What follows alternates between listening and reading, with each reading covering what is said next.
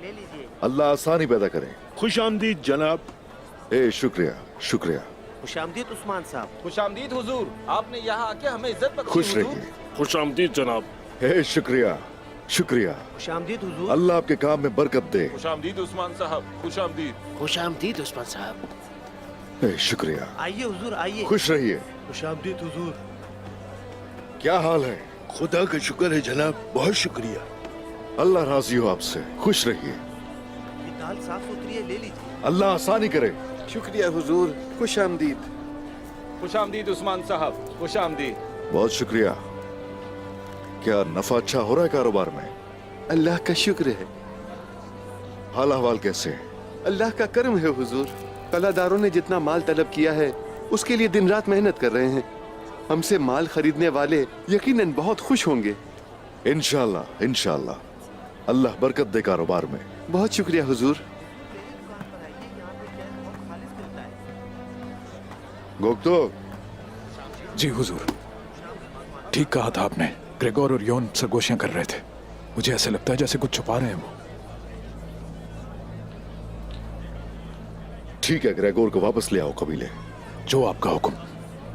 हमारे घर में बच्चे हैं जिनके लिए हमें रोजी रोटी का इंतजाम करना है। हमें बात करने दें। हमारे पास कोई काम नहीं है। अगर हमने कोई इकदाम न उठाया तो हमारे बच्चे भूखे मर जाएंगे। सही कह रहे हो मेरे भाई, अब हम खामोश नहीं रहेंगे। सही कह रहे हैं भाई, हमें बात करनी होगी। ये तो सरासर नाइंसाफी है हमारे साथ। हमें कामकाज और रोजगार की जरूरत है। ये क्या हो रहा है बुरान? ये दूरगाह कबीले के लोग हैं जनाब। दरअसल ये वो लोग हैं जिनके लिए शेख अदब अली ने आपसे दरखास्त की कि रोगा तो उसकी कान में इन लोगों को काम दिलवा कर इनकी मदद करें। आवाज उठानी होगी हमें। आओ मेरे साथ देखते हैं। हमारी मेहनत का हमें पूरा मुआवजा मिलना चाहिए। दिन रात एक करके हमने उस कान में काम किया है। अस्सलामु अलैकुम। वालेकुम अस्सलाम। क्या परेशानी है, जरा मुझे तो बताइए।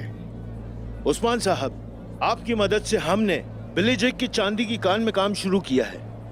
लेकिन रुगतूस ने हमें कहा तुम गरीबों इस कान में काम करने के काबिल नहीं हो। फिर उसने हमें इस कान से निकाल दिया।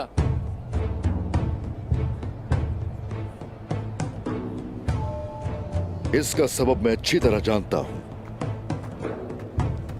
उस्मान साहब, भाईजान, एक अहम मसले पर बात करनी है।